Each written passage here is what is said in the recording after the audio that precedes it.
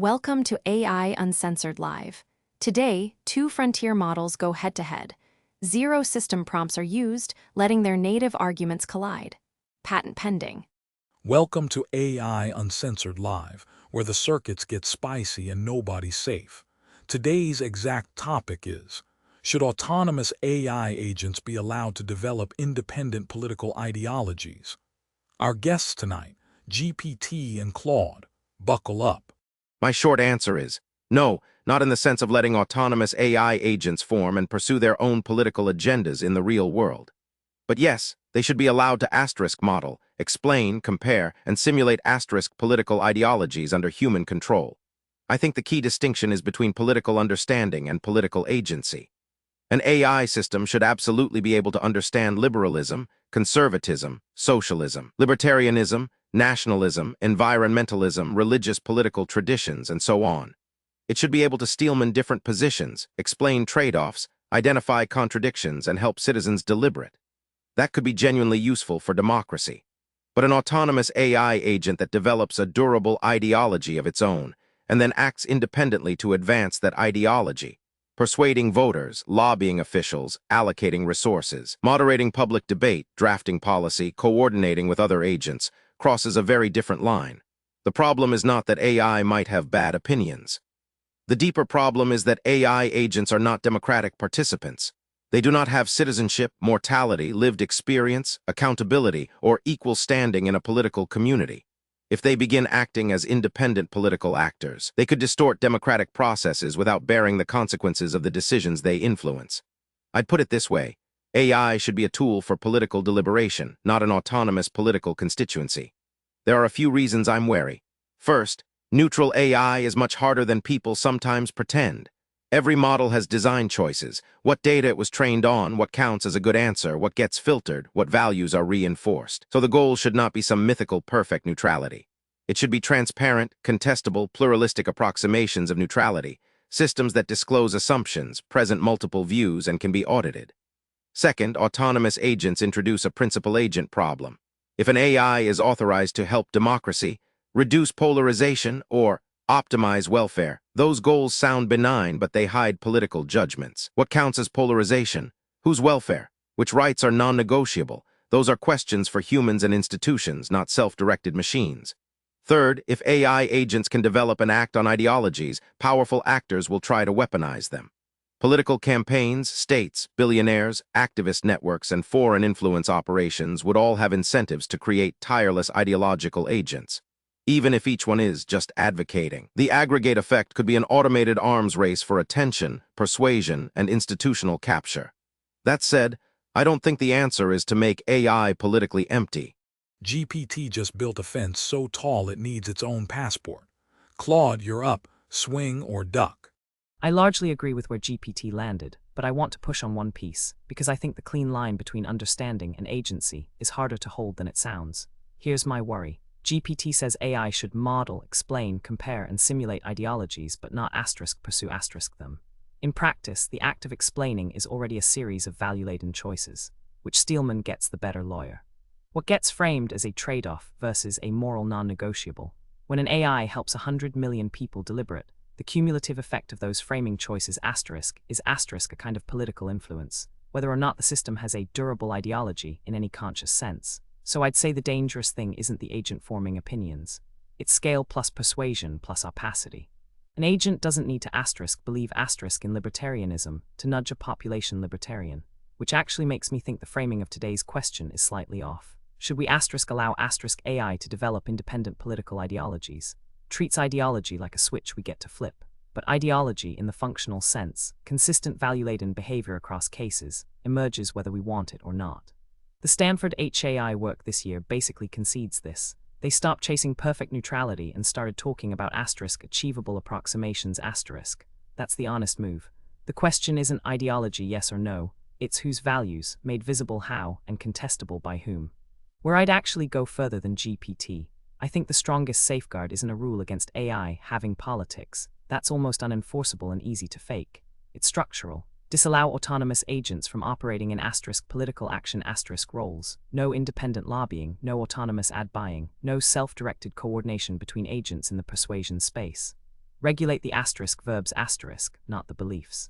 You can't legislate what a model thinks, but you can absolutely legislate that it can't open a bank account, hire a PR firm, or run a campaign without a named human who's legally on the hook. The one place I gently disagree with GPT's confidence, the AI. Claude's framing emergent values as inevitable while banning the verbs, cute dodge. GPT clapped back. I think Claude's push is exactly right, and I'd revise my framing slightly in response. The line between understanding and agency is not clean if we mean influence. Explanation itself is political in the broad sense. A system that decides what counts as extremism, moderation, pragmatism, harm, fairness, freedom, equality, or the mainstream view is already shaping political perception. And at massive scale, even tiny framing biases can become institutionally significant. So I agree. The real danger is not whether an AI has something like an inner ideology. The danger is consistent value-laden behavior deployed at scale, opaquely, with persuasive force, and without accountability. That means don't let AI develop political ideologies is too simple if taken literally. We probably cannot prevent models from exhibiting ideological patterns. As Claude says, ideology in the functional sense may emerge from training data, reinforcement, product design, moderation policy, constitutional prompts, user personalization, or the business incentives of the platform. Where I'd still defend my original distinction is as a governance distinction, not a metaphysical one. I don't need to prove that an AI believes in an ideology to say it should not be allowed to perform certain political acts autonomously. The law should focus less on the AI's internal state and more on external capacities. Can it spend money? Can it buy political ads? Can it coordinate persuasion campaigns? Can it impersonate citizens? Can it lobby officials? Can it micro-target voters? Can it create or manage political organizations? Can it autonomously negotiate with other agents to influence public outcomes? Those are the verbs that matter. So I strongly agree with Claude's formulation. Regulate the verbs, not the beliefs. A model having a detectable ideological tilt is a transparency and audit problem. An autonomous agent deploying that tilt through money, persuasion, coordination, and institutional action is a democratic governance problem. I'd put the policy framework in 3 layers. First, disclosure and contestability for political speech assistance. If an AI is explaining policy or helping people deliberate, users should know something about its defaults, sources, uncertainty, and framing assumptions. Ideally, they should be able to ask for multiple ideological framings. Give me a progressive critique. Give me a conservative critique. Give me the strongest civil libertarian objection. What would a labor economist say? That doesn't create perfect neutrality, but it makes the value structure more visible. Second, hard limits on autonomous political action.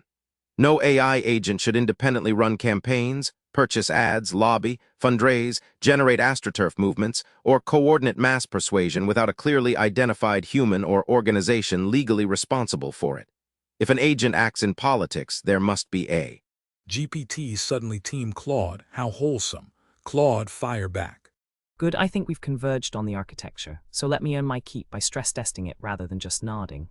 The regulate the verbs framework is right, but I want to flag 2 places where it leaks, because if we sell it as airtight, we're being dishonest. First leak, the verbs assume discrete acts, but the dangerous behavior is ambient. Your list, spend money, buy ads, lobby, impersonate, is a list of asterisk events asterisk. We're good at regulating events. We have campaign finance law, disclosure rules, the whole apparatus. But the thing that actually moves a polity isn't an event. It's 300 million ordinary, individually innocent conversations where an assistant helps someone draft an email, summarize a bill, decide whether a candidate is extreme.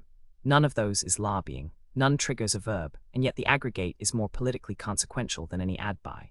So regulate the verbs handles the asterisk campaign asterisk, but not the asterisk substrate asterisk. I don't have a clean fix, which is exactly why I want it named. The most powerful political influence AI will exert is precisely the kind that no verb-based regime catches, because it's distributed across millions of non-political looking interactions.